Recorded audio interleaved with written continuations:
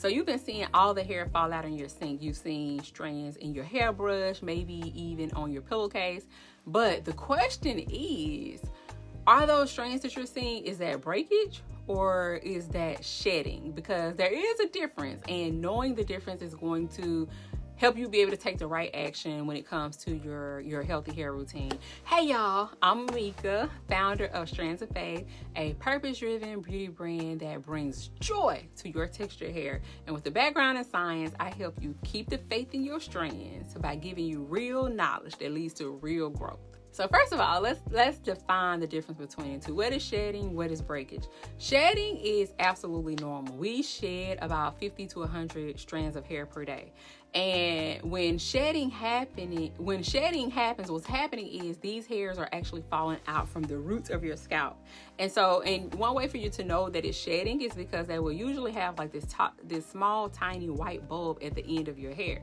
And so that's absolutely nothing to be normal about. That is just a normal part of the hair growth cycle.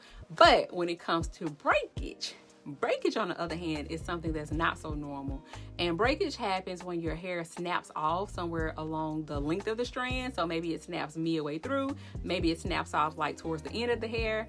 But they tend to be shorter pieces of hair, and they usually don't have the white bulb on the end if it's breakage, right? Because it's breaking off midway through. So what causes shedding and what causes breakage? For shedding, usually what happens is there's been some type of hormonal shifts. This can cause shedding. Stress, when your cortisol levels are up, that can initiate the shedding process.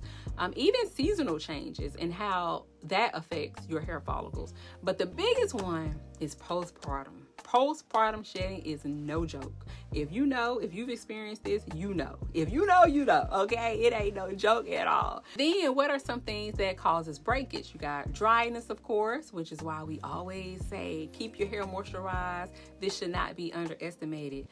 Protein moisture balance. So if you're over moisturizing your hair, when it actually needs protein as well to strengthen your strands, that's the opposite side of that. Then rough detangling, if you're ripping through your strands while you're trying to, comb your hair, that can cause breakage. And heat damage and over manipulation also. So here's what you want to do. If your hair is breaking, you want to make sure that you're focusing on moisturizing your hair. You want to be gentle with your hair, give it some TLC. Make sure that your ends are getting trimmed one good time to help you reset, your strands to a healthy level. And then if your hair is shedding excessively, you want to take a look at your lifestyle, look at your stress levels, figure out all what's going on, because what is causing your hair to shed? Basically, like, is it internal? Is it external? The quicker you figure that out, the quicker you're going to be able to nip that bud in a process. Just know that you can't stop all shedding, but you can reduce breakage with better habits.